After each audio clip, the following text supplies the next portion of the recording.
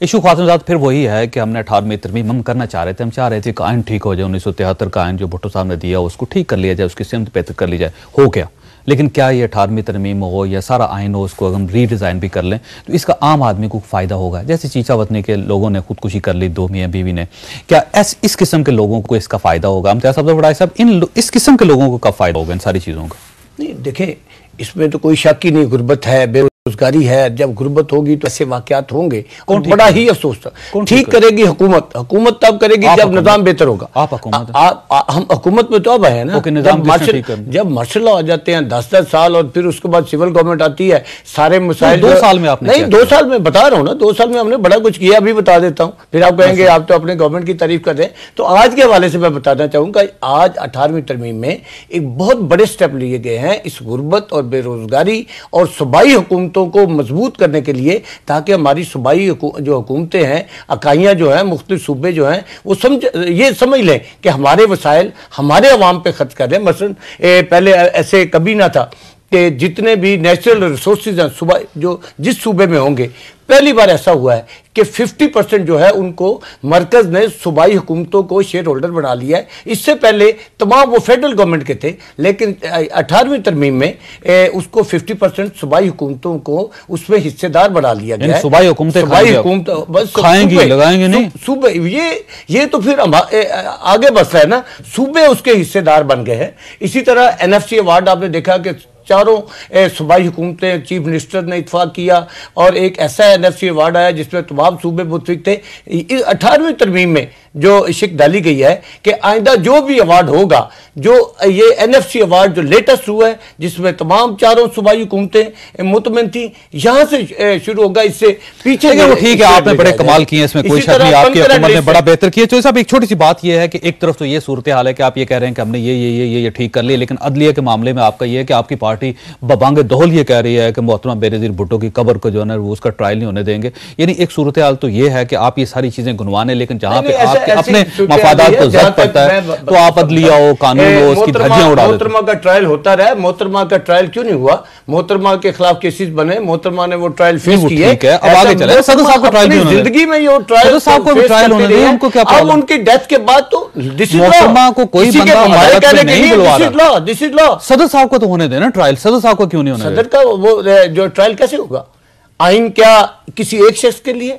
क्या आप आर्टिकल 248 को खा ले जाएंगे? जहां पे आपको 248 ट्रायल हुआ नहीं है, जहां पे 248 सूट करती है, आपने उसको नहीं छेड़ा, बाकी चीजें सारी छेड़ी आपने। 18वीं तरमीम जो है उसमें 248 क्यों नहीं दाखिल किया? सदर का प्रिविलेज है, हम क्यों करें? उसका नुकसान होता है ना, प्रिविलेज होना चाहिए। वो बात सुन लें, वो मुतफिका आइन जिसमें तमाम पॉलिटिकल पार्टीज ने दस्तखत किए, सदर का सारी दुनिया में ये प्रिविलेज होता है। वैसे आपको बताता चलूं कि आसिफ अली जरदारी साहब 11 साल जेल रहे हैं, इन्हीं केसेस को फेस किया है, ट्रायल अब मसले को हल होने देना।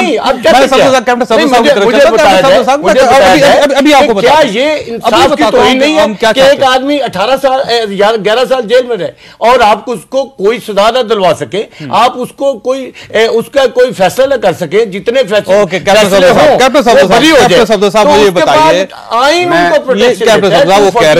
मैं आपकी बात सारी सुनी, जिस तरह इन्होंने कहा कि जी 18वीं तरमीम से हालात बदल जाएंगे। ये तो एक आइन के अंदर तरमीम हो रही है। जब ये 73 का आइन बना उसके बाद क्या हालात हुए थे? उसके बाद 2 मार्शला हमारे मुल्क में लग गए। हमारी, मैं समझता हूँ, पसमानगी में इन मार्शला और जर्नलों का बड़ा हाथ है।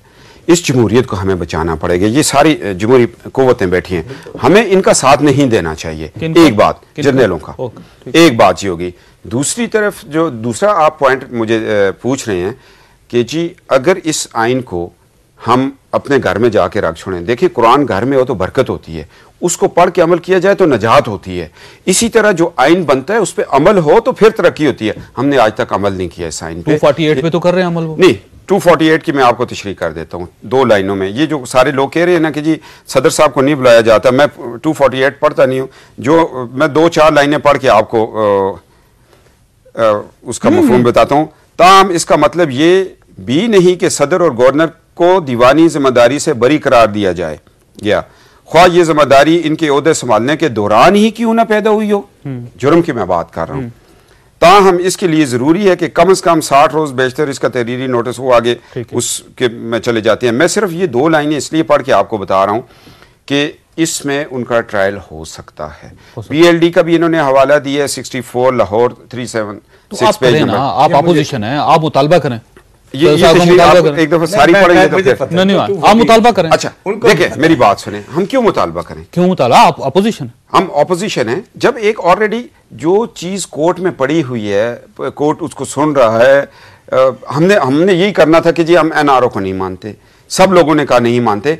अब अगर हम मुतालबा करेंगे तो इसका यह मतलब है अदालतों के पास जो केस है हमें एतमाद नहीं है। बात तो ठीक है, हमें मुतालबा करना चाहिए, आर्टिकल 6 का करना चाहिए। अपोजिशन है। अब आप जाके वो हमें कारगिल पे कमीशन का करना चाहिए, हमें काफी चीजें जिसका मुतालबा करना चाहिए, मगर जो केसेस ऑलरेडी अदालतों में हैं वो अदालत जाने और उसका काम। फ्रेंडली अपोजिशन है। अगर हम फ्रेंडली अपोजिशन होते तो गवर्नर राज ना लगता, हमारे कायद और शहबाज शरीफ साहब की नाअहलियत न होती, बड़े मामलात हमने देखे हैं इनके हाथों। नहीं, आप फ्रेंडली हैं, वो आपके साथ फ्रेंडली नहीं है। नहीं, हम तो जमहूरियत के लिए काम कर रहे हैं। ये फ्रेंडली का हम तो आइन को बचाने के लिए कर रहे हैं। फ्रेंडली होते हैं।